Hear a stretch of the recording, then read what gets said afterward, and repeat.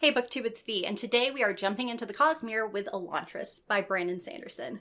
This is a book that I'm reading for the Cosmere read-along. It's a lot of fun, and right now we're doing Mistborn. It's a long story. But I was very excited to start Elantris, and this is a book that I'd been meaning to get to for a very long time.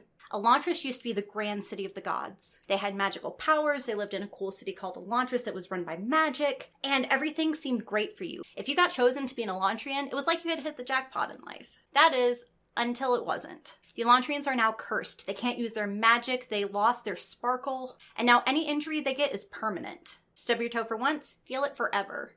That sounds horrible. But life goes on outside the city, and the politics of the area have shifted. Before, the Elantrians provided a lot of food and necessary things for the people outside, and now the merchant class has stepped up and decided, hey, we're royalty now. And a monk comes to the capital city looking to convert followers to his faith. A princess travels to meet her betrothed, and the aforementioned betrothed wakes up one morning to find out that he is now an Elantrian. I'm going to give my opinions on the different aspects of this book. You know, the characters, the world building, the magic system, and the writing style. And then at the end, we're going to get into a discussion where I go over all the spoilery stuff, and that part's going to be a lot of fun. But if you haven't read the book, you might want to skedaddle on before that. And if you find that you want to pick up this book, I'm going to leave an affiliate link down in the description below. Full disclosure, if you click on the link and decide to make a purchase, I do earn a small commission. I think that the main characters were well written and very well developed, but I don't think that the side characters were given as much care.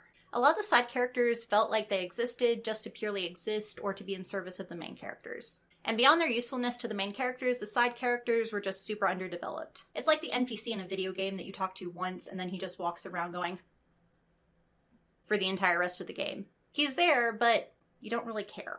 I also felt that things came a little bit too easy for the leads in the story. Political intrigue is a huge part of this book, and the battles were very easy to win. Raoden, the prince that got cursed into being an Elantrian, kind of left things too well set up for his betrothed to come in and pick up where he left off. There were also supposed to be stakes in this book, but I didn't really feel them as a reader. This is something that really bothers me in a book, but some people don't mind, and that's totally cool. The world building, on the other hand, is something that I felt was very well done. Elantris as a city is the epitome of a fall from grace. This once beautiful city is in decay, and it's literally falling apart without magic. And the people trapped inside Elantris, you know, the ones that are cursed, definitely feel like they're damned. They're covered by this dirt and grittiness, and it feels like there's no way for things to get better. And I feel like that atmosphere was very well done in this book, because it does feel very hopeless in the chapters when we're in Elantris, even though Raoden is, as always, very positive and acts like he's going to solve everything. It was also interesting to see how the feudal system came about after the fall of Elantris. The Elantrians had provided a lot of food and basic services to the people who lived around them. And once the Elantrians were gone, the merchant class rose up and decided that they were the new nobility. They reestablished feudalism for the little people, and amongst themselves, they made the titles tied to how much money you had, which is a very capitalist idea. Now, I definitely consider myself to be a capitalist. I definitely own stock, and I'm saving up for retirement and all that jazz. But this system takes it to the extreme where noble titles are given depending on how much money you have, and anybody who isn't rich becomes an indentured servant. There's no possibility of upward mobility, and that's terrible. I also really like the magic system. If that's one thing that Brandon Sanderson is like a master of, it's doing magic systems. Annons are a really cool magic system that involves imaginary finger painting your way to success. Remember that whole like Disney thing where they would air paint the Mickey Mouse head? Yeah, kind of like that, except it's different symbols and it does a lot more stuff. Each line or dot drawn in the pictures means something important, and just one slight variation changes everything. Best case scenario, the Annon fails. Worst case scenario, it does something completely unexpected and bad things happen. And now that magic is gone from Elantris, they do not work at all. Religion is also very important to both this book and to the magic systems, but we don't quite understand how yet. One religious group, Shu Dereth, has magic focused around militaristic ideas of sacrifice and following orders, and Shu Koreth seems to be built more like faith that we understand and practice in our world. Both religions are supposed to be slight variations of the same exact teaching, but even those slight variations tear people apart and can cause wars and just all this bad stuff. And I thought it was really cool how they could tie the religion both into the magic and into the political intrigue. It really helped bring the book together. I also thought that the writing style was really good in this book, even though it was Brandon Sanderson's first published work. Sanderson is known for his straightforward writing style. Some people say that makes him a bad writer, but I think it makes his work more accessible to people and brings more readers to him. And because people can understand the books, they want to read more of them, and then they join our fantasy community and everything gets better. Yay! The premise of this book is very dark, but it's also very lighthearted at times. And that was something that I struggled with because I felt like I should be thinking and feeling one thing, and then they throw a joke in there. Sanderson does this some in his other works, but I think that he was still figuring out the whole being a writer thing when he wrote this book, and so the jokes didn't really land in the way that he probably thought they would. And even though this is supposed to be a really dark world, there's a lot of characters who have very positive attitudes. Most of them are nobility, so that probably says something about them. And there's also plenty of dad jokes, and I know a lot of you love dad jokes, so this is probably a positive. My biggest complaint about the writing style in this book is probably that the book started out really, really slowly. It took about 2/3 of the way through the book for me to feel really engaged with it and think that the pacing sort of found itself there. And the ending is very, very intense, but not too intense. You definitely become more attached to the characters as the story progresses, but nothing really grabbed me in the heart until the very end. All in all, I think Elantris is a little bit rough around the edges, but for a debut novel, it's a solid pick. If you like Brandon Sanderson or just want to get started in the Cosmere, I highly suggest you pick up Elantris. If you don't want any spoilers, then I highly suggest that you leave a like and subscribe to me on your way out the door. I'm definitely going to talk more about Brandon Sanderson's books since I'm reading them this year, and I'm really excited to share what I think about things. Because, of course, I have a booktube channel. Of course, I think my opinion is awesome on this stuff. And hopefully it helps you pick out a new favorite book. Are they gone? Good. Hrathen is probably my favorite character in this entire book, and I did not think I was going to like him when I first met him. When he turned on Dilith at the very end and decided to forsake the dogma of his religion, and he just rejected that part of his religion and decided that what his religious leader was doing was not in the spirit of the religion, and he decided to do the right thing instead. That just, got me in the heart, you know? Got me in the heart. Yeah, this is my left side. I'll figure this out soon. This is a character who had struggled with his faith for basically the entire book, and I'm so glad that he ended up being a good guy and going for what was best for the greater good, instead of just blindly following what his religion had taught him. I kind of saw this coming, but I didn't figure it out, so I still think it was pretty well done. But the fix for Elantris was definitely hidden in plain sight. After all, why did we start in a space that was basically a library for geography books if geography wasn't going to be important later on? But still, geography kind of feels like lame and not the thing that you use to save the world. So that's probably why it flew right under my radar. Also, it was really cool that the different anons look like pieces of a map.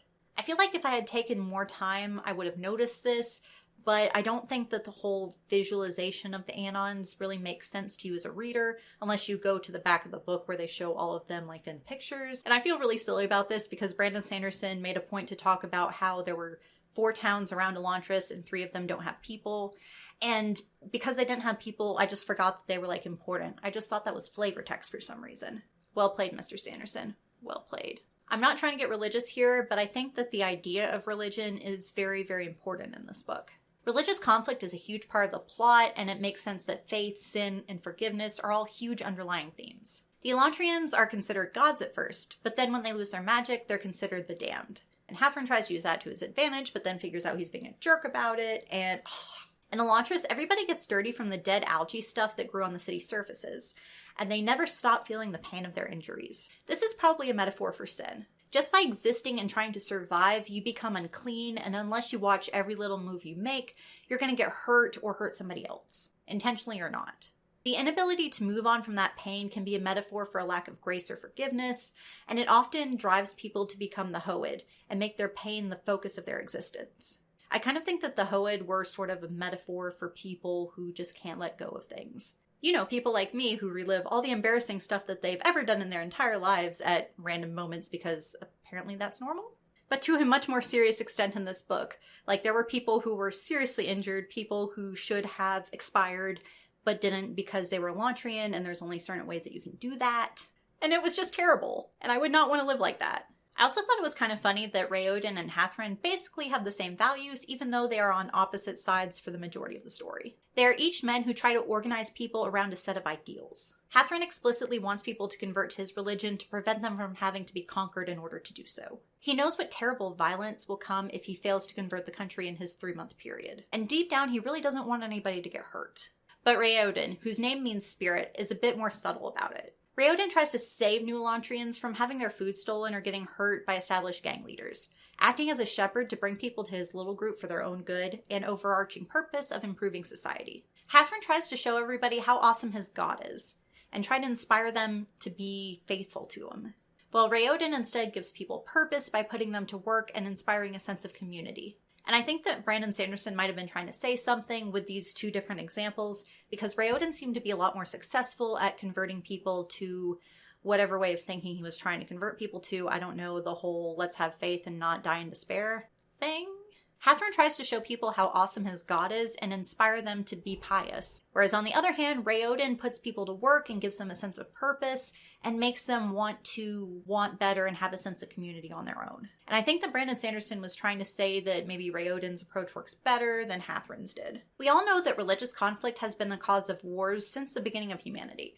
And subtle differences between Shu Koreth and Shu Dereth follow that historical example. These two religions come from one set of teachings, and each of these religions look at that set of teachings in a slightly different way. Shu Dereth basically teaches that the two religions should be united back through one by force, while Shu Koreth teaches that people should be united through love. This feels like the old Machiavellian question of whether it's better for a leader to be feared or to be loved. And if I thought about it some more, there's probably like an essay in there and we could go into a whole nother video on that. If you want that, tell me in the comments down below. Shu Dereth could represent more dogmatic varieties of religion that require unwavering loyalty to people and those in position of authority in the organization. Hrathren's struggle with his faith and ultimate betrayal of Dilith showed that he chose his closely held beliefs and faith and religion over the Wyrn, or their version of the Pope's, political decisions. Princess Serene does not like the leader of Shu Koreth, and thinks putting him in charge was more of a political choice than an act of God. This helps reinforce the idea in the world that Elantris takes place in,